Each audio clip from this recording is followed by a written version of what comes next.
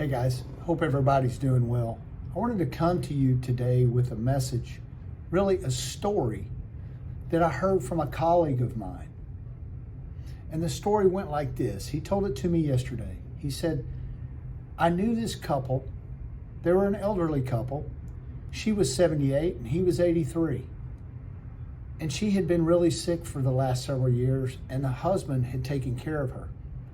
They had spent a lot of money taking care of her, of course, because he loved her, but also because they didn't have a long-term care policy or anything to help cover the expenses of what they were going through.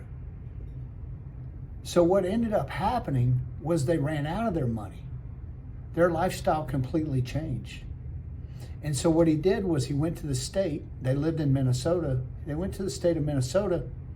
In the state of Minnesota, what they said was, we'll take care of your wife for the rest of her life and yours as well, if you need to go into a facility. But sir, in exchange for that, we're going to take all of your assets, this beautiful house that you built by hand, and these beautiful woods and this acreage that you own. And so the gentleman had no choice because he loved his spouse. He had been married to her for 54 years. And he felt the obligation, of course, as any good spouse would, to take care of his loved one. Well, that's exactly what happened. The state took all their assets and they sold off those assets eventually to pay for all the medical expenses and all the care that they had to incur throughout those many, many years.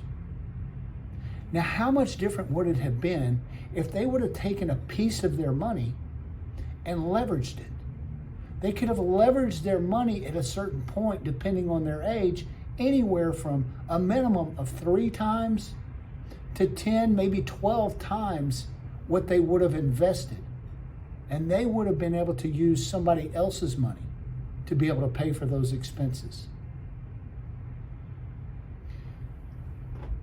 Let me tell you who that couple was. That couple was his grandparents. And his grandparents and the brothers his aunts, uncles, all of them had helped in the construction of their home, their family home on this acreage that they lost. And they are so sick about it to this day that they will not go back and revisit that property. So here's what I want to ask you. Have you ever encountered an experience like that with any family member, any loved one? Have you had to care for them? Have you felt the squeeze of the money? Have you felt like, boy, I wish that I would have thought about this a long time ago? Because it's never too late to think about it. You know, somebody told me this one time.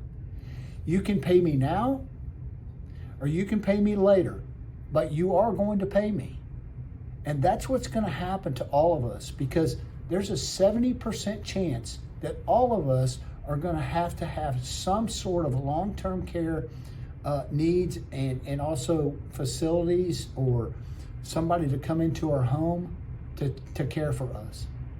I know that I don't want my daughters in there caring for me and picking me up out of the tub. I don't want my daughters to do that.